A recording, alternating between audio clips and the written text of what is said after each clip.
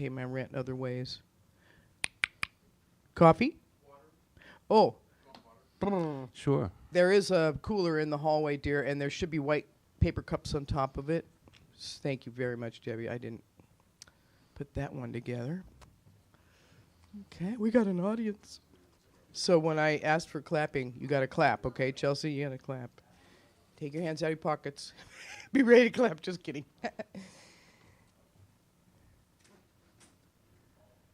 Okay. I remember the first time I interviewed, and afterwards I interviewed you, and afterwards I was like, man, I should have done a better job. I was kicking myself. So I don't know if you went away with an unsatisfied feeling, but I did. I did not. Oh, good. Good. See, that's how we're hard on ourselves. That's just it. I was like, I got to do that again. So I'm really glad to have you back. Check 1, 2.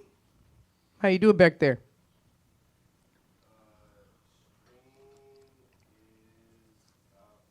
Oh, cool. When I hear the theme song, I'm on.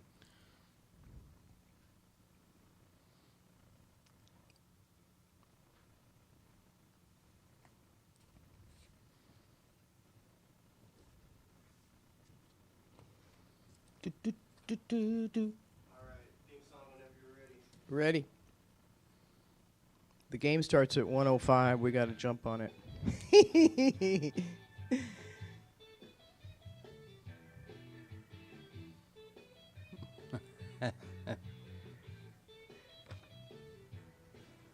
Oh, thanks to Lisa K. Dieter for that theme song of years ago when we used to stream. Actually, we weren't streaming then. We were just putting the show out there live on channel, whatever it was, public access at the time. So we're back, and it is nice to be back here at the Seattle Drum School. We are here every Sunday afternoon at 1 o'clock, live streaming the Blues to Do TV show. It's a podcast. Everybody's doing a podcast these days. You can just walk down the street and trip on one practically. There's so many podcasts out there. So I really appreciate you coming here at 1 o'clock on Sunday afternoons for the Blues to Do TV podcast. My name is Marlee Walker, and you can watch anytime. You can check it out and look at all of our past shows at youtube.com, the letter C / Seattle Drum School. And again, thanks to the Seattle Drum School for giving us the opportunity and the space to do this. We have the lab, the little auditorium in the back here at the Georgetown location. So I'm thrilled to fill up the space. And we have some audience today, so I'm also thrilled for that. Our live guest today is Tim Scott, and I'm totally thrilled. I've interviewed him before. He is, if you're going to talk about Seattle music and the scene of Seattle, you have to mention Tim Scott. So I'll show you why here shortly. We also want to give thanks to our sponsor. We got a sponsor, Mitch's Best Buffalo Sauce. I'll tell you more about that later in the show. Here is a sample bottle. Yes, indeed. Not just good on wings. Okay, we'll get back to that. Okay. So thank you again for showing up. We are broadcasting on Duwamish land in Seattle's Georgetown area from the lab, as I said, at 1010 Bailey, South Bailey. Well, I didn't write that down here. I just had to get that memory. At the Seattle Drum School, and thanks to the Duwamish people for taking care of the land for generations so that I could be here. We had a lot of rain, even some flooding. I saw a food bank had flooded. Boy, that just did not feel good at all. So if you have an hour or two, a week, a month, whatever it is to volunteer at a food bank, that is your to-do. And my reason of the week for the blues is that flooded food bank. That just broke my heart. So step up, people. It's the holidays. It's a real good time to give. And don't forget to contact your senators and representatives. It's always good to be interactive in a democracy, so I encourage that. And somewhere they put that on the screen. Oh, look, there's Tim. Oh, look, my engineer's doing such a great job. Thank you very much, Christian. You're awesome.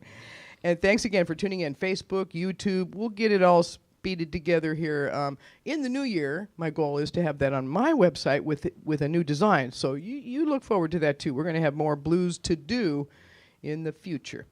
All right. This gentleman has played with so many blues names, and I got to interview him once, and I was kicking myself afterwards thinking, I should have asked him that. I should have asked him that. So I'm really thrilled to have Tim Scott back with us here on Blues to Do TV.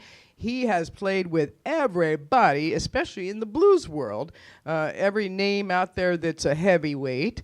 Eric Clapton, Stevie Wonder, Billy Preston, Dr. John, John Mayall, Etta James, Albert Collins, Dave Mason, Tower of Power. He also has put his own groups together, and every one of them extremely successful. The Zen Blues Quartet with Mike Finnegan, powerhouse organ player.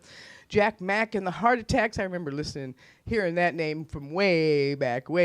And Red House, his most recent project, with three members being part of his history. He brought them all back together, and so we've been so lucky to see Red House for the last, decade or so.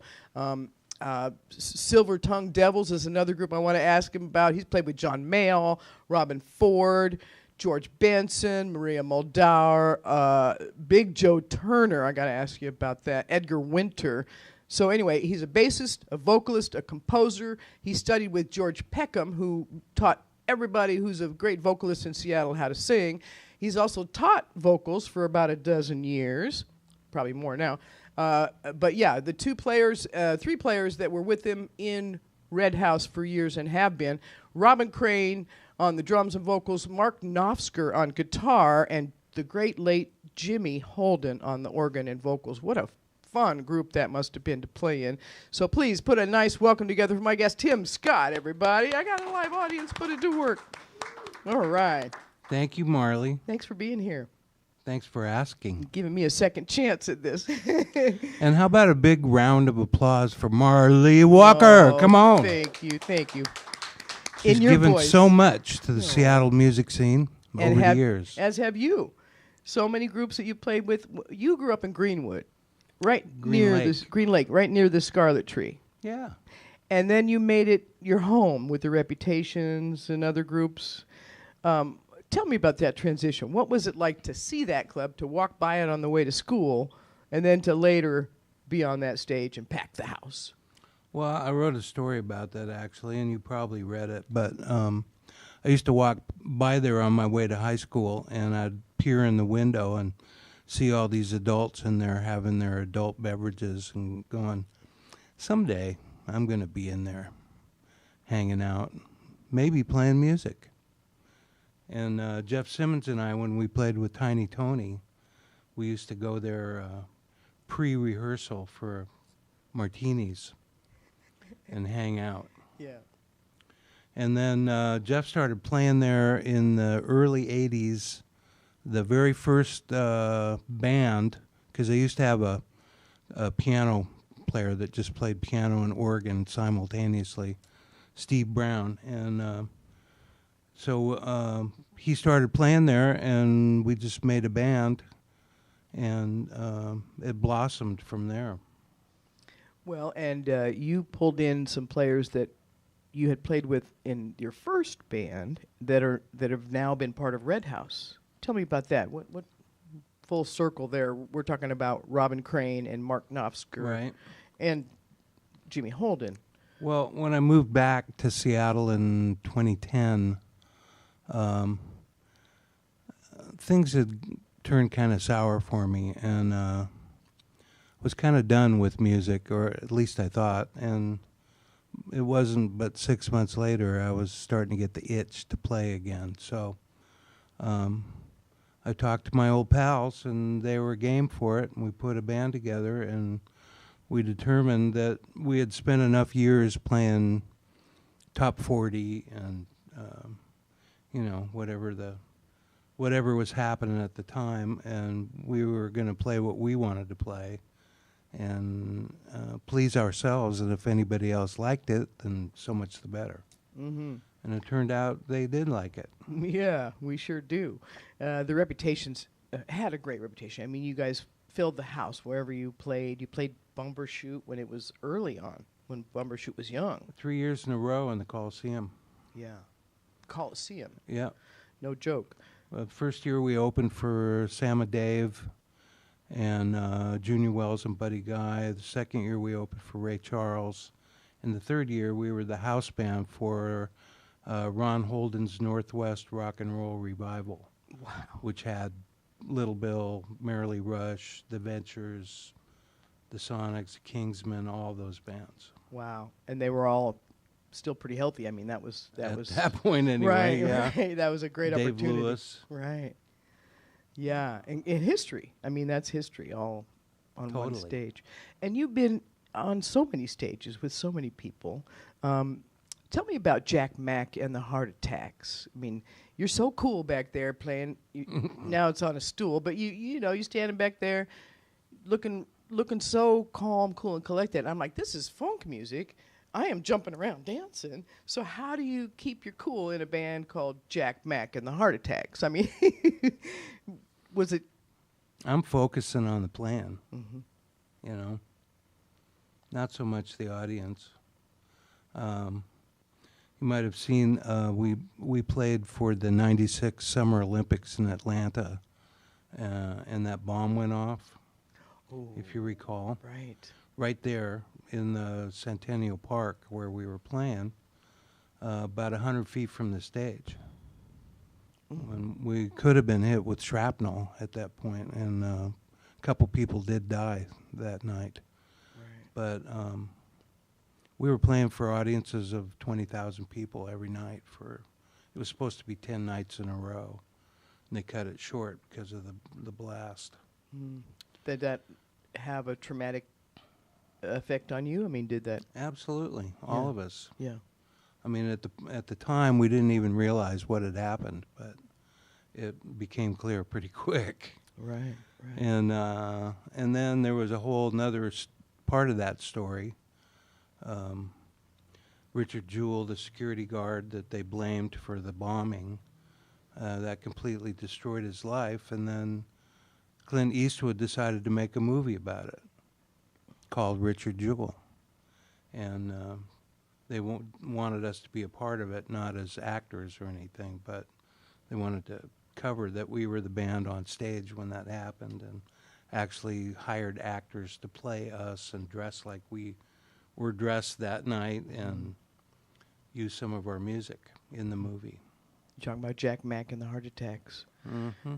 That would have given me a heart attack to be near that event. So what happened with the band? Did it stay together? It's still happening. It's still happening now. I was with them for 18 years, Mm-hmm. and we went all over the world and kept releasing CDs and like that, and they're still recording and playing down in Los Angeles. So now, what about the Zen Blues Quartet? Tell me about that. That's also awesome. And you called it a blues quartet. You didn't shy away from the blues words. Some people do. Well, it's blues based, absolutely. Yeah. My dear friend John March, who lives in Spain now, he's a Buddhist, and he called me. He was doing some kind of a retreat and what I want to say, kind of a benefit action for feeding the homeless and children over in the Middle East. And he was in St. Francis Assisi. And he called me long distance and said, I want to do a CD, a blues CD. You want to do it with me? And I said, sure, why not? Mm-hmm. And so we got at that time, my roommate, Steve Ferroni, who's an incredible drummer and played with Average White Band, played with Eric Clapton for a long time, and then was with Tom Petty and the Heartbreakers up until Tom passed away. And so it was the three of us, and I said, you know what, you're going to wish you had a keyboard player if you don't get somebody. So we got Jeff Young, who had played with Steely Dan and Jackson Browne.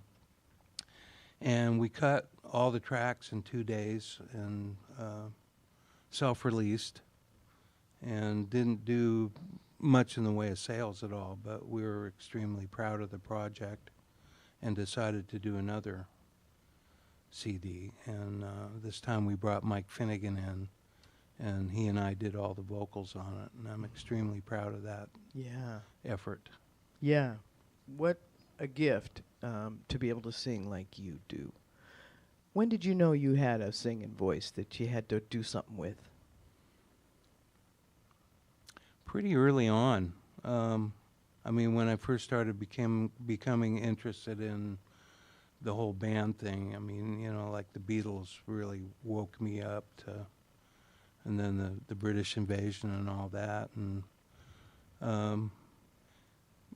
the kids around me that had any kind of talent were all picking up guitars and drumsticks and whatnot, and nobody really could sing.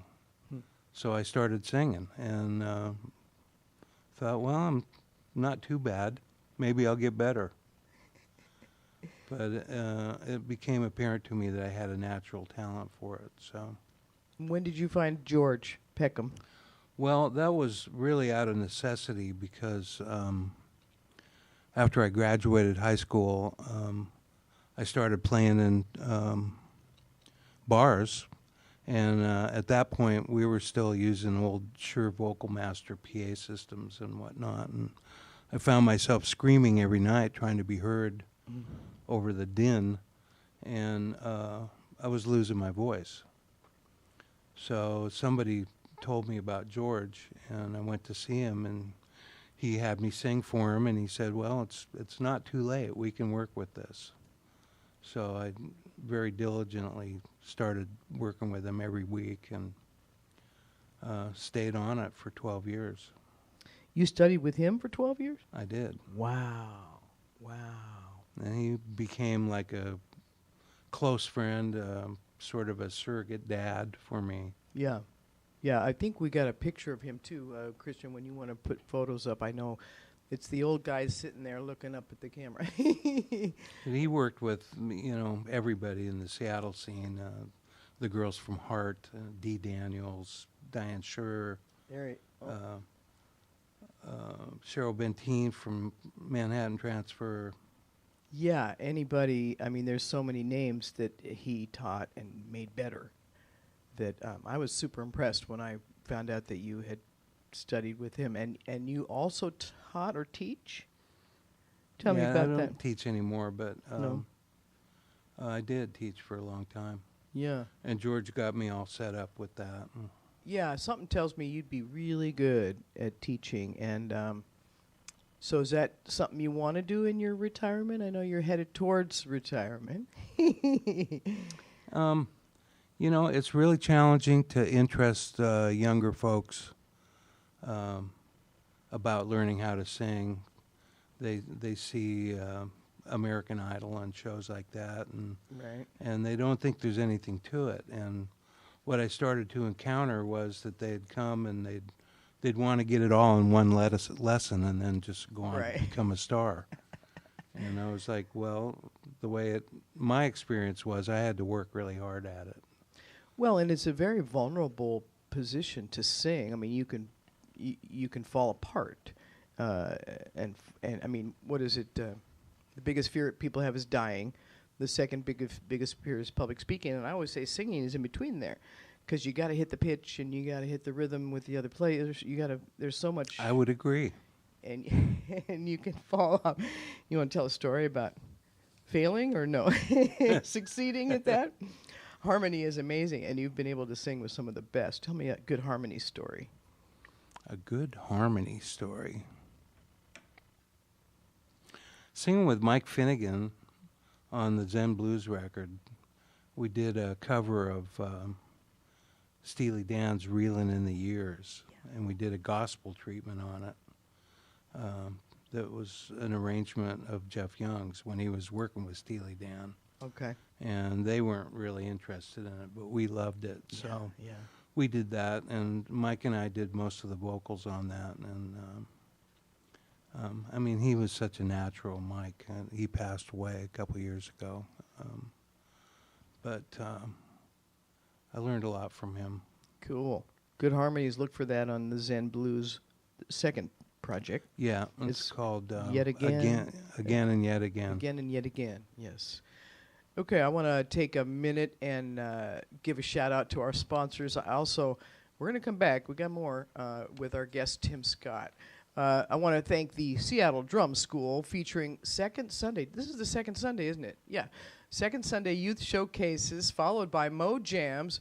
It is so fun. I was here last time, and to have the kids get involved with Mo, who's a drummer and hosts Mo Jams over there at the Nectar every Monday, Yes, we do it here on the second Sunday, a youth showcase this afternoon. So come on down, be a part. I think it's 3 o'clock, no, 6 o'clock. 6 o'clock we'll start. And there's all kinds of stuff that happens here at the drum school. Recitals, showcases, holiday we're doing a holiday party next week here. It's Blues to Do and the Two Scoops Holiday Blues Party. Two Scoops and his wife Amy, I have been dear friends with for years. Amy has MS, and it's right now giving her a real hard time. So she's in the hospital. We'll see if they can make it. If not, we still have a bunch of musicians that are going to be here, and we'll be thinking about them. Nabi Camara is, he plays a xylophone that's African. He's from Guinea, and he's a master at it. So we're going to have him. He jams with Two Scoops every Thursday during the warm season at the Farmers Market in Burien. So we'll have Nabi down here. He's just delightful. Joel Astley on harmonica. He was one of my guests this fall. And Jim and Beth Wolf are also going to show up. We got a drummer and a keyboard player. So look out. We're going to have fun. That'll be a jam session and more players. I've actually got Maya Marie, who's more of known as a punk singer, but she sings the blues. And they're so close, you just slow it down a little. That it works really well. So she's going to show up. We're going to have so much fun. That's going to be next week, Sunday afternoon, right here at the lab, the Seattle Drum School in Georgetown. I also want to give a shout out to Mitch's Best Buffalo Sauce, and I got a little spot I'm going to mention. Oh, this is fun. Okay, and now a word about our sponsor, Mitch's Best Buffalo Sauce. Oh, look, it's right up there. With just the right heat and just the right bite, this rich and creamy sauce made with all real butter tastes great on everything except dessert. Handmade in small batches, it's made like a gourmet French sauce. Chef Mitch, he does it himself. It tastes great on any chicken dish, including wings. Also great on any seafood, roasted vegetables, and many other foods. I put it on my mac and cheese for Thanksgiving, and it was delicious. Available locally at QFC, Metropolitan Markets, Hagen Markets, and most fine meat shops in the Puget Sound area. Or you can just order directly from Chef Mitch himself, the Sauce Boss, at mitchesfoods.com. Again, mitchesfoods.com. I'll tell you more about that later in the show. We're just getting started in this sponsorship thing. I've been on public access, not with any commercials, but my commercials are fun. We just have some fun. It's good content all the way, so you don't have any reason to tune away. Also, as part of the show, we'll get a brief calendar on. I'm going to update it before I put it on Instagram this week because I was dealing with people in the hospital this week, so I didn't quite get as much done on my calendar as I wanted. But I refer to the Blues Letter, the Washington Blues Society newsletter, and they put something on the cover this week or this month about Black nativity. It returns. Even without Pat Wright, and even though her picture's on the front, she's also someone who passed away during the pandemic, and boy, that's a big loss for our scene. But getting Black nativity back is pretty darn cool. So we'll update that Blues to Do calendar later in the show. And now back to our time with Tim Scott. Tell me now, you played with Big Joe Turner. Tell me a story about playing with Big Joe Turner. That was with the Reputations, and we started getting asked by the owners of the Rainbow on 45th to back up artists that would come through. We played with Etta James, and we got that picture up here too. Open for the Persuasions, and Ron Holden actually arranged for us to play with Big Joe because they go way back from when Ron first lived in L.A. Wow. And Ron had a million-selling hit single in 1960 called Love You So on the same label as Richie Valens, La Bamba. Yep. So anyway, Joe came to town, and we played 2 nights with him, and we had no rehearsal, so we just kicked it off, and the first tune was, they were all in the key of C, All of them. everything. And he would just start counting the song, and we'd start playing. Wow. And so we got through the first song, and the second song, we didn't know what to do, and it was typical for us to try and change things up so we're not playing the same thing ad infinitum. And so we put a little funky thing on it. Jimmy, of course, Mr. Funkster, Jimmy Holden, Ron's little brother. And he stopped the song and said, "Later for the funk." S-H-I-T. And, oh, okay, sorry. Yeah. And, so we went on with the Blue Shuffle like that. And kind of sadly, he, at the end of of that set, we started playing a chaser, which is just a song for somebody to get off the stage. And he had been suffering from diabetes for a long time and had 2 canes and worked in a chair.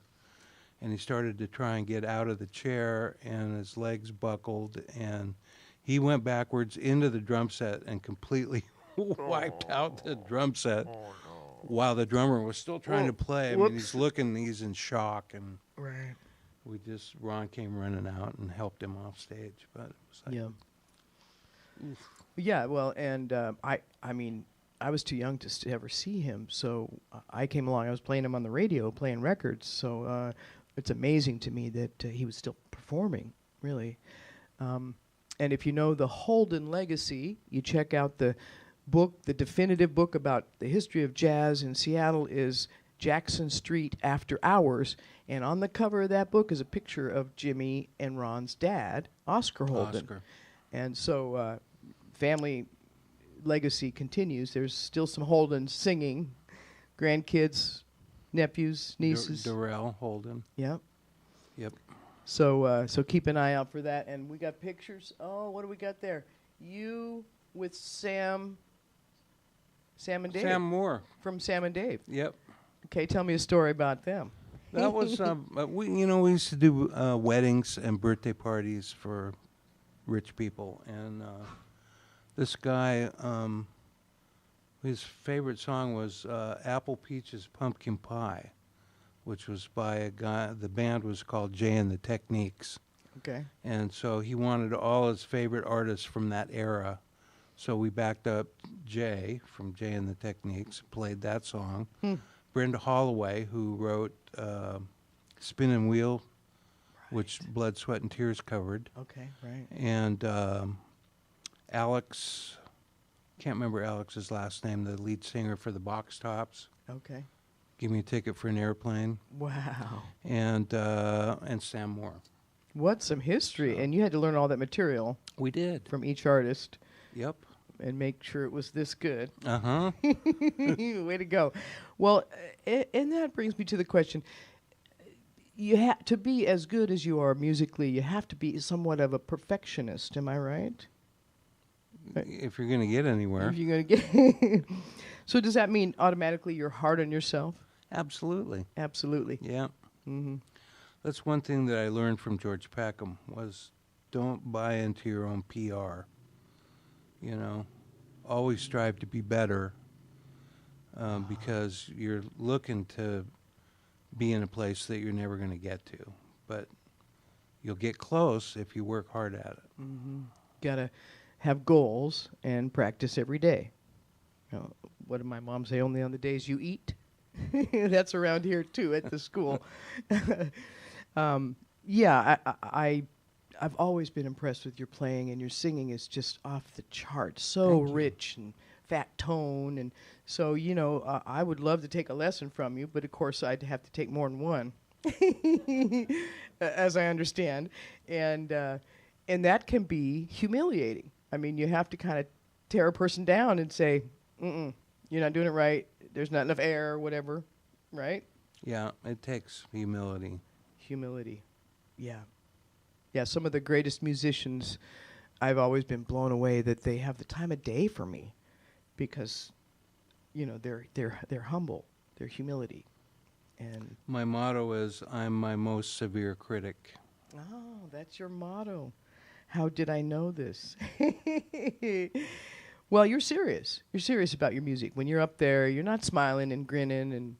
Oh, I'll be smiling Okay, if it's good. if I'm having fun. If it's, but it's got to be good before you're having fun. Exactly. Exactly. Tell me about the Silver Tongue Devils. That's a I'd group love of, to. Yeah, that's a group of guys that are all players. You always play with the players. That's something I learned early on too. Surround yourself with the best, and you'll rise to the occasion. So some a name that I had been hearing, geez, going back into the 70s, guitar player named John Hanford, who went to Roosevelt like I did, but he was several years before me, and I finally ran into him somewhere, and we got to talking and ended up doing a gig together, a bar mitzvah or something like that. It was Hanukkah, right? Yeah. And we decided to put a band together. And we started getting players, and you know how it is. It's not just a Seattle thing, but anywhere that you're playing and working, you can't always have the same group of guys because they're going to be doing other stuff as well. Right. So we've been through a lot of players, and we had Jim Coyle was our original sax player, who, you know, he was an original member of Jack Mack and the Heart Attack. Right. And before that was in a recording band called Ball and Jack that was very popular up here. Right. And he passed away 2-3 years ago. But the current group now, which I'm very proud of, it's got Ben Smith on drums, who played with Hart for many years, and on keyboards, Mike Jopp, who was a member of the Reps for a time and is astronomically good. Huge name. Yeah. Great player, great singer. And my old friend Jay Thomas, he's a double threat. He plays all woodwinds and trumpet, which is an odd thing because the embouchures are so different. Sure. On those instruments. And John Hanford and myself. And again, we're just playing what we want to play.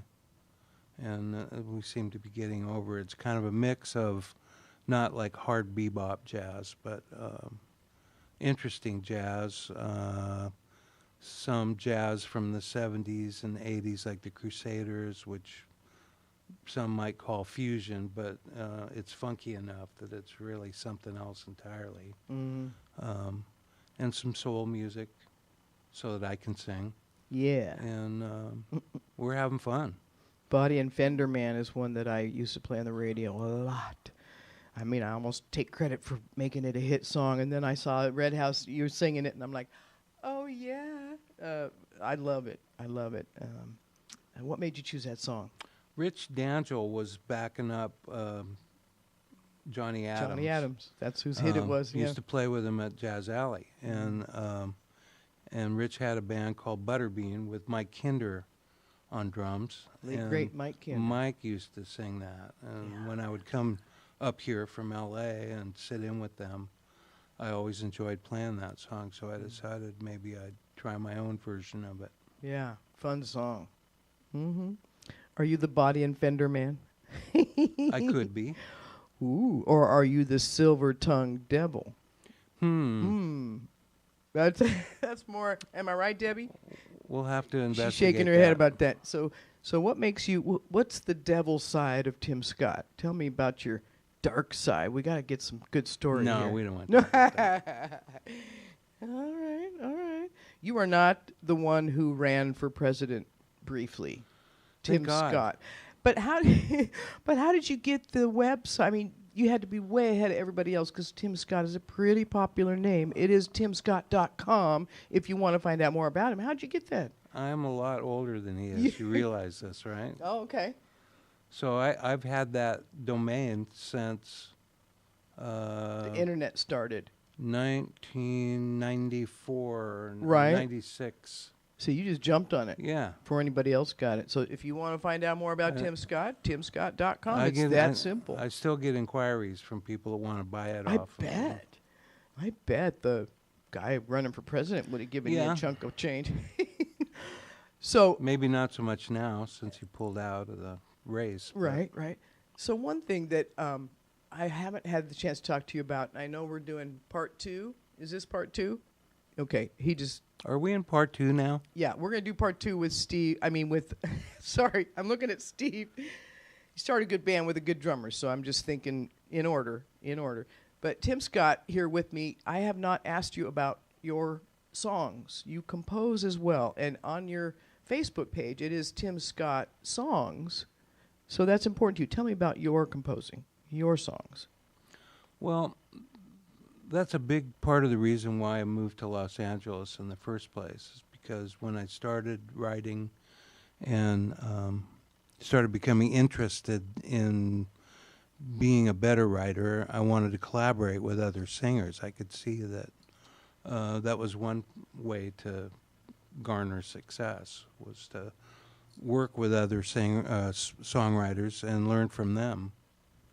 And nobody really was doing that too much up here at the time, mid-'80s.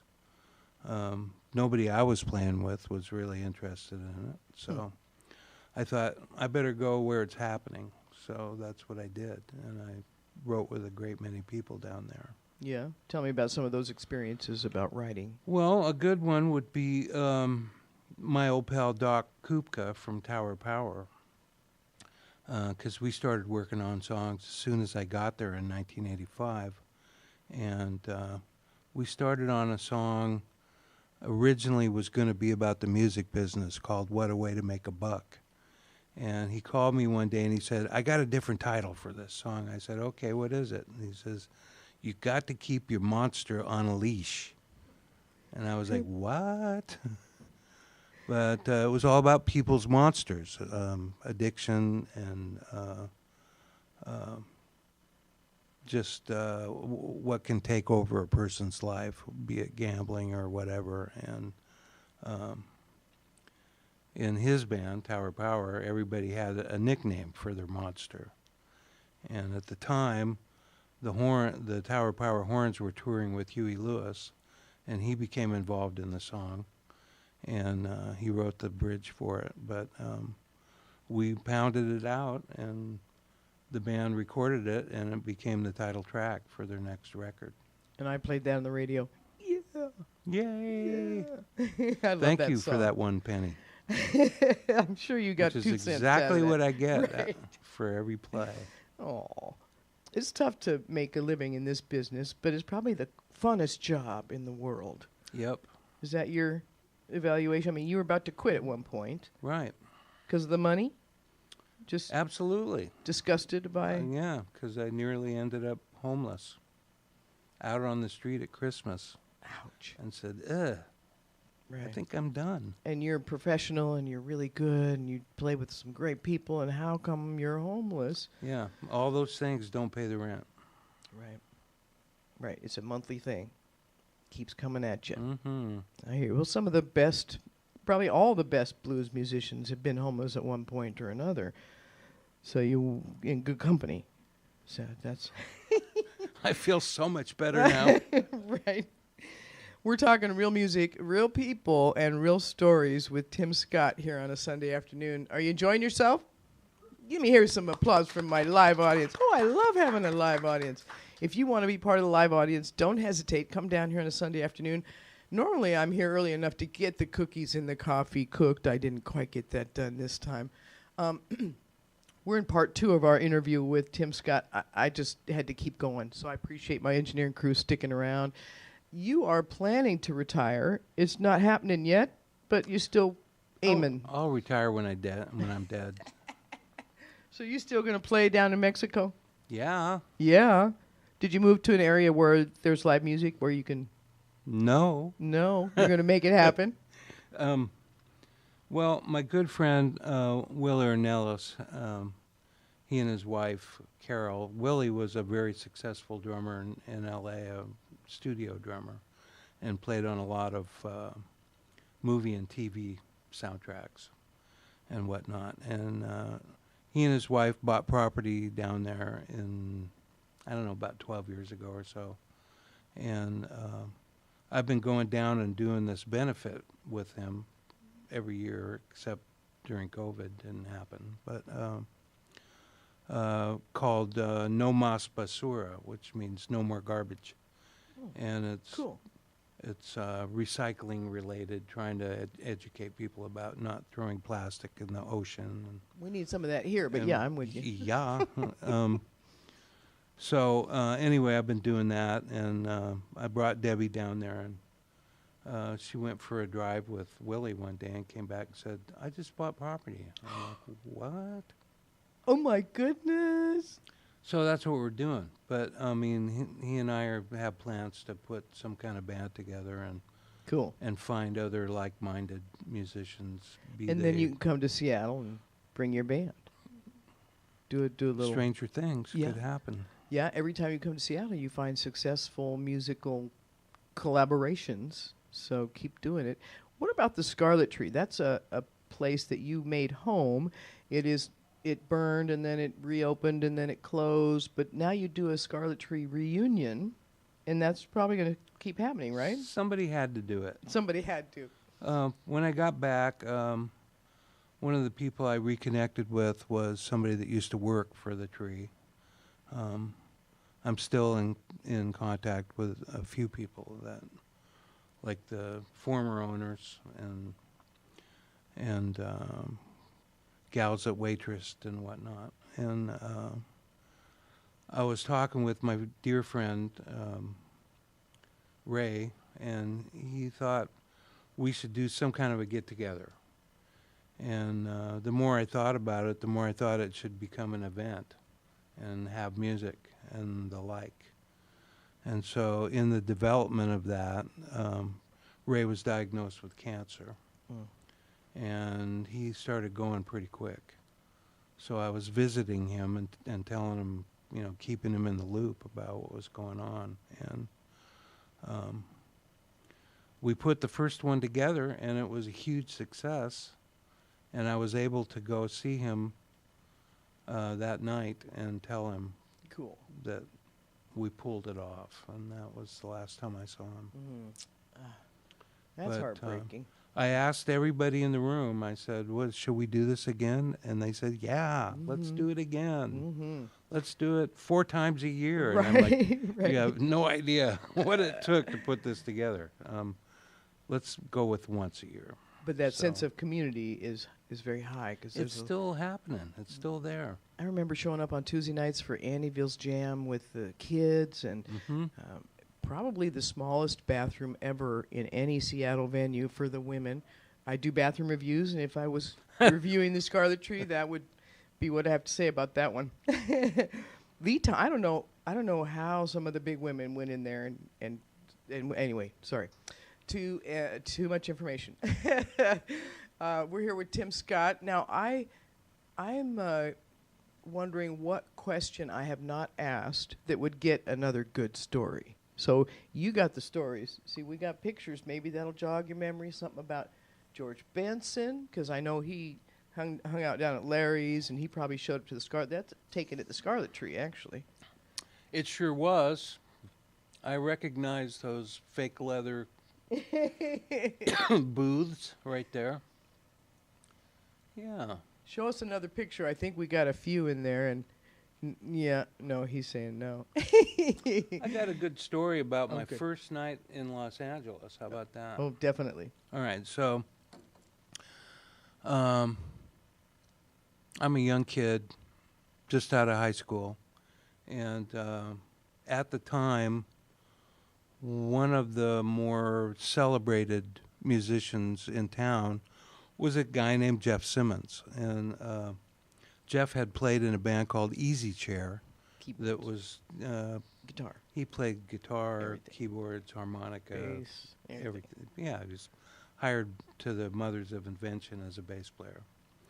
And he got discovered, his band got discovered by Frank Zappa and signed to a deal. And before the record could come together, the band fell apart. And so it was just Jeff. So Frank said, "Okay, I'll produce this record. It'll be a solo record. We'll put it out on my label, and you'll join the Mothers on bass," which he did. And at the time, they were getting ready to do the film 200 Motels, and which they filmed in London. And Jeff got a look at the script at a business meeting in New York, and there was a scene that singled him out, and he felt like it was ridiculing him. He didn't like it, so he quit, walked out of the whole thing. You know, it could have been, I mean, his career could have gone God knows where Right. from there, but he didn't like it. So he came back to Seattle eventually. And, you know, the word on the street was Jeff's back, you know, and everybody wanted to hook up with him, and me included. I think that's when I met him. And so I did. Yeah. And this would have been 73. Oh, no. Oh, I was too young. Sorry. And I guess he liked what he heard, but he started working with me, and the two of us started working on his original music. Cool. And while we were in the process of that and recording it at the old Seattle West studio in Greenwood, Okay. he went down to L.A. and saw Frank playing at the Roxy, and they were recording live at the Roxy, a double album. And Jeff did a walk-on, and they just did some riffing, and it became a song, and he got publishing and all that. And from that meeting, got rehired to the band. Okay. And so he called me and told me about it, and said, I'm going to move down there, of course, because we're going on tour. Why don't you come down, and we'll keep working on our stuff and have our own little band on the side. And I was like, move to Hollywood? Sure, I'll do it. Right. So I went down there, and Jeff introduced me to a whole bunch of Seattle expats. Jeff Hawks, who had played with, was a singer for Dawn of the Good Times, and was in the process of, he had gotten his new band, Stepson, signed to ABC Dunhill. Okay. And so I met him and the guys in that band, and Steve Lawler from Daily Flash, and Kerry Magnus, who was in the Kingsmen, and Bodine, and just a whole bunch of people. And so I got down there, and the first night flew into Burbank, and Jeff and our friend Craig Tarwater, who also played in Daily Flash, picked me up and took me up into the Hollywood Hills to Laurel Canyon and John Mayall's house. And we were just going to have some drinks and jam. And it turned out that the house was, that John Mayall was out on tour, and Fleetwood Mac was house sitting. So we're in the living room / bar, whooping it up, and they're sitting at the dining room table trying to have a band meeting. Oops. The whole band, Christine McVie and Stevie Nicks and Mick Fleetwood and them, and we were disturbing them. Oops. But we didn't really care. and Mick Fleetwood and McVie are looking at us, you know, from across the room, and Giving seeing you the that stink eye. we're having adult beverages and interesting powders and herbs. And slowly but surely, they kind of got up and started creeping towards us. Right. Right, and they get over, and they're getting in the mix with us, and then the girls are like, hey, we're having a band meeting over here. Come on. Oh, sorry. And they scurry back over. But Simmons had a penchant for smoking cigarettes, and then instead of putting them in an ashtray, he would balance the filter with the cigar, or the cigarette still lit. Straight up. Oh. Yeah, like that. Which is fine unless there's any kind of vibration. And then Vibration. it would fall over and burn something. Burn something big, yeah. John Mayall's clavinet. Oh, no. End of the night, we're getting ready to leave, and I look at the keys, and they're like, oh, my God, Jeff. And he's like, maybe they won't notice. Oh. So we didn't hear any blowback from that, but a few years later, I was playing opening for John Mayall at Paramount Northwest with Dan Bono's band. And I went up to him and I started talking to him about his house, which at this point had burned down. There was some fires in Laurel Canyon, and his beautiful Laurel Canyon house was burned up. And he had this pretty famous collection of vintage porn from like 200-year-old porn. Ooh. And I saw that library. I mean, it was a real library. Ooh. And so I was kind of commiserating with him the loss of his house, and I said, yeah, you know, we were up there one night when you were on tour, and my friend burned your clavinet. Oh, so that's the bloke that burned me clavinet. Ooh. And he wasn't mad. He was okay with it? Yeah, he had gotten over it by then. It's just but stuff. He did have to make a little bit of a scene. A little scene, yeah. Well, now, we haven't talked about your family. I want to ask you about your family. What was it like growing up as Tim Scott? Did you have parents that supported you musically and said, go Tim, or did they say, be a doctor? Kinda. We had a family piano that my step-grandmother purchased, and I used to bang on that. And I think I was drawn to the keyboards because my great-uncle, Forrest Sperling, was an organist, self-taught, but very accomplished. He could read, taught himself to read, and he liked pipe organs, but also played the Hammond and was a official Hammond enthusiast. Cool. And I used to love going over to his house, and he would entertain us with this, and it had a big effect on me. Yeah, that stuff I seeps wanted into to do your that. skin, yeah.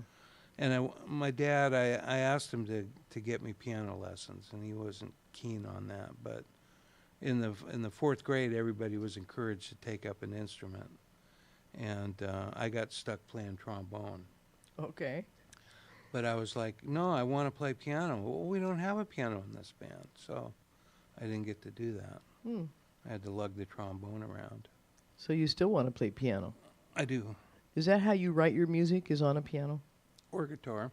or guitar? So you're a multi-instrumentalist. Yeah, for when I started playing in bands, I intended to be an organist because I was seeing all these guys with Vox Continentals and Hammond B3s, and that's what I wanted to do. But it was the most expensive instrument of all the instruments in the band, more than a drum set. And heavy. Even, and heavy. Mm-hmm. And so then I picked up the guitar and figured it was a cheaper way to get in on that. And then the bass player in my first band bought an organ, and so somebody had to play bass, and that became me. It became you. And I've been playing bass ever since. And you're awesome. Thank you. Mhm. So are you. Well, a lot Why of... aren't you on KNKX? That's what I want to know. Oh, well, that's a whole nother show. I'd come back for that. Yeah. Talk about you. Oh. Well, you know, you can show up any Sunday afternoon you want to. It's sort of like becoming this thing. It'll be a group effort pretty soon. And, you know, at some point I'm going to get old and somebody will have to take my shoes. So I'm kind of trying to find that next person that continue this whole thing. So what about, we've talked about a number of people having health issues. You've been there for your friends and seen them pass. How's your health doing? Are you doing good? It's not good. I mean, you know, I get these little surveys all the time where you have to rate your health, and I say fair. Fair. But, man, you know, like my dad used to say, getting old, it's not for sissies. Not for sissies, yeah. And I got a lot of my problems I inherited from him, like arthritis everywhere, and You got some of that too. I got everything. Yeah. Yeah, had to change my diet because I got one of them joints that hurts. This would be a whole nother show for me. Well, you are planning to move to Mexico as a retirement, sort of? Sort of. But Just I then want to you're get gonna- away from this weather. This cold weather. It's killing me. Okay then. But we're going to still get you to visit. Is that the plan? Yes, that Okay. is my plan. Good. Come back in that sweet spot of about 3 weeks in the summer. Right, right. When it's warm and it's not raining. um, let's see. I don't even know what time it is. I'm supposed to do a calendar. I got about 5 minutes. Does so anybody really know what time it is? does anyone really know? Oh, that is a great song. Oh, I didn't get a Tower of Power story. Oh, yeah, you did. You talked about Doc. Yeah. I did. Yeah. I didn't talk about touring with them, though. Give me a story. All right. So Rocco, my good friend Rocco, the bass player, also had a huge effect on my playing, and just a beautiful man. He had some substance abuse issues in his life as well, as I did, and was showing the door at one point, and they were in the middle of a summer tour, 1994, and that was a pivotal year for me, 94. That's when I played with Eric Clapton and Dr. John and some other things. But I was called on the fly and had to run out, and they sent me some material, but I had no time to study it. So I was studying after the shows every night in my room. Right. But we went all the way up the coast, all the way back down, and playing shows at state fairs, and we played up here, which was like the big homecoming for me. With War opened up for us, and we played the concert series on the pier. On the pier. Mm-hmm. I was right there on the bay. Mm-hmm. That was cool. Mm-hmm. Yeah, there were some incredible shows down there. I think I was peeking over the fence for Nina Simone, but because it was sold out, and I was like, oh. So, gosh, there's so many chapters. We're going to have to do a chapter when you come back to visit. Okay. And you're not moving to Mexico yet. You still got some more gigs. What gigs you got coming up? I know you've got a beer parlor gig. Am I right? Silver Tongues are playing Salmon Bay on the 14th. Okay. And John Goforth is coming to town he moved to Spokane. He's going to come play with us that night. One of the best sax players out there. Him and Jay Thomas together is really a treat. That should be fun. And you have a gig tonight. Am I right? No.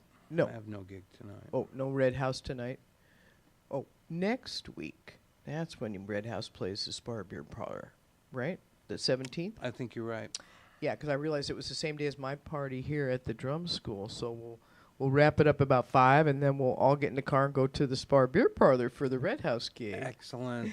And, yeah, looking forward to seeing you some more anytime. Anytime you want to come to the show, just say, hey, Marlee, I got time.